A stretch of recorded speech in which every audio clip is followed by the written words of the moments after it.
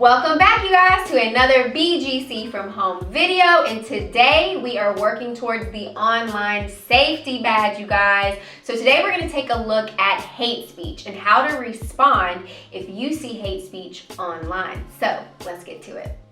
What would you do? How do you respond when you read or see hate speech online?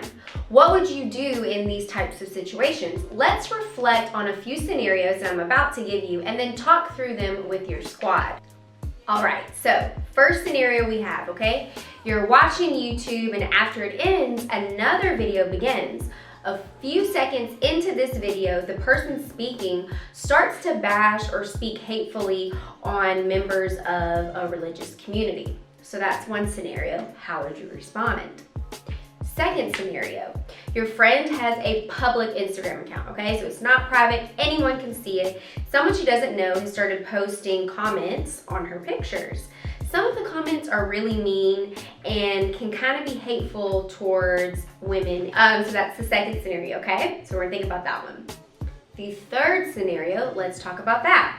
So you're in an online group with some friends and some people you haven't met, Someone you don't know is sending memes to the group and you think some of the memes are a racist, right? So because they're communicating hateful things because they're communicating certain things, specific things about specific racial groups. So those are your four scenarios. Now I want you to really think about those scenarios and how you would respond. So when you see or hear someone speaking hatefully, you may respond in different ways. So one way to respond is you could just block the person and then you don't have to engage or see anything they're posting. Another way, you might engage with this person in a respectful conversation and kind of try to get a better idea of what they're thinking. So because sometimes people are just misinformed and they don't know. Another way, you could just ignore it. You could just ignore it, pray for that person, and keep it moving, right? So that's one way you could do it. So there are several different ways that you can respond to seeing someone being hateful online. Someone speaking hatefully may leave you feeling sad, you may be angry or scared or even upset. And all of those emotions are totally understandable, right? We've all been there. We've all encountered someone being ugly to us, whether it's online or in person. The best way to do this is to talk with someone who can help you sort through those emotions. And you can always go to an adult, or you can even go to a club staff member. Or if you want to do it another way, you can use the crisis text line at crisistextline.org. Again, that's crisistextline.org. And there will always be someone there available to help you sort through those emotions and even how to engage or disengage from a situation just like that. All right, you guys, let's reflect on today's activity, okay? So I have a question for you. How do you recognize hate speech? I'm listening.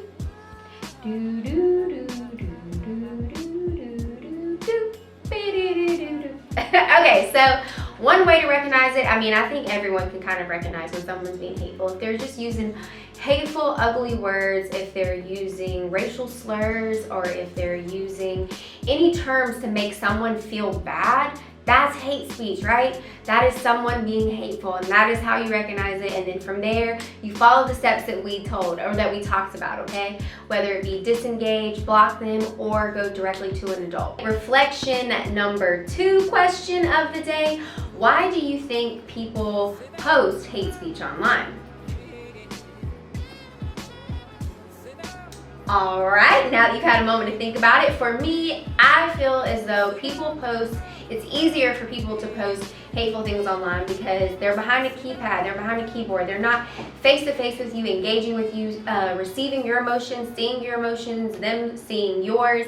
So it's easier for someone to just be mean and nasty where they don't have to really be accountable for it, right? So for me, that's why I feel like people are just hateful online, and it's bad. Do not be hateful online. Don't be hateful in general, you guys. Be kind. Remember, we learned about that. All right, so reflection number 3 question is, what are your options for responding when you encounter hateful speech online? So when you think back to our activity, there are several different options, okay? You can always block that person, right? Just block them. You don't want anything to do with that. You want to just nix that in the bud, so you just block them.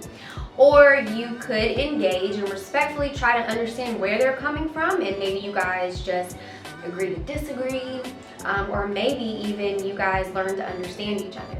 A third option would be to just go directly to an adult or a club staff member. So those are your options. And you can always reach out to the hotline as well, to the text line. So those are some great reflection questions. Make sure you reflect with your squad about it. Make sure you save and submit this activity. What I would do is maybe write down some of the answers from the questions that we reviewed, screenshot it, save and submit it.